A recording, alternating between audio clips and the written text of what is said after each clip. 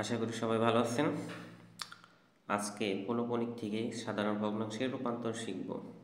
দেখেন একটা সূত্র দিয়ে রাখছি, সেটা হচ্ছে সাধারণ ভগ্নাংশের মতো উপরে লবে থাকবে a মাইনাস বি এবং হরে থাকবে সি। এখন a মাইনাস বি কি তার পরিচয় জেনে নিই। প্রথমে হচ্ছে a জিনিসটা যে আমার পৌনঃপুনিক সংখ্যা থাকবে তার দশমিক বাদে সম্পূর্ণ সংখ্যাটা লিখব। আর বি হচ্ছে পৌনঃপুনিক অঙ্কগুলো বাদ দিয়ে পূর্ণ সংখ্যা, অর্থাৎ পৌনঃপুনিক অঙ্কগুলো আমরা বাদ দিয়ে দিব, তারপর যে সংখ্যাটা থাকবে সেই সংখ্যাটা লিখব দশমিক বাদে। এবং সি হচ্ছে হরে, যেটা সি হচ্ছে যতগুলো পৌনঃপুনিক অঙ্ক থাকবে ততগুলো 9 বসাতে হবে এবং দশমিকের পর যতগুলো অপৌনঃপুনিক অঙ্ক ততগুলো 0। তাহলে আমরা একটা করি, উদাহরণের মাধ্যমে জেনে নিই। যেমন 3.3 পৌনঃপুনিক, এটাকে কিভাবে সাধারণ ভগ্নাংশে পরিণত করব। তাহলে প্রথমে আমরা এ মানে সম্পূর্ণ সংখ্যা দশমিক বাদ দিয়ে আমরা এটাকে দশমিক ভাববো না, সম্পূর্ণ একটা সংখ্যা ভাববো। তাহলে এটা হবে 33 এবং বিয়োগ, এরপর হচ্ছে বি মানে পৌনঃপুনিক অঙ্কগুলো বাদ দিয়ে, তাহলে পৌনঃপুনিক অঙ্ক আছে 3, তাহলে 3টা যদি আমি বাদ দিই তাহলে থাকবে আর সামনের এই 3, তাহলে 3। এরপর হরে চলে আসবো, লবের কাজ শেষ।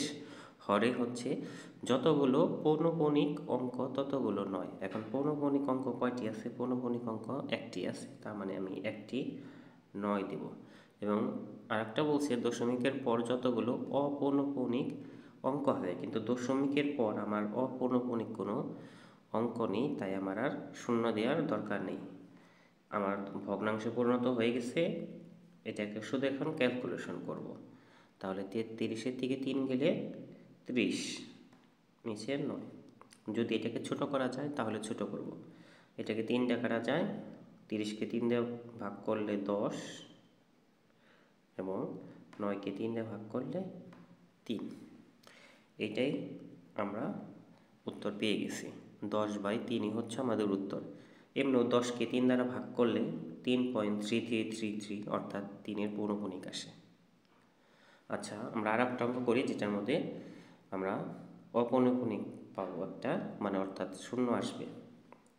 যেমন 1.23, 3-এর উপর পৌনঃপুনিক দিলাম।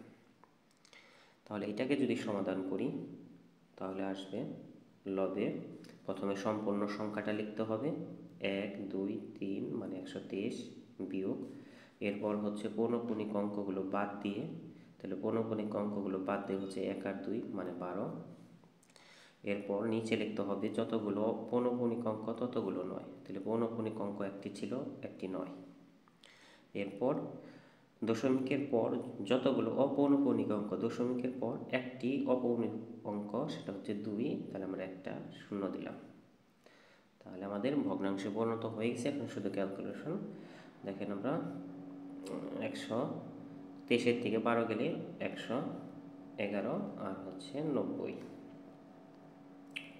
এটাকেও 3 দ্বারা যায়, 111 3 দ্বারা ভাগ করলে হচ্ছে 37 আর 90কে 3 দ্বারা ভাগ করলে 30।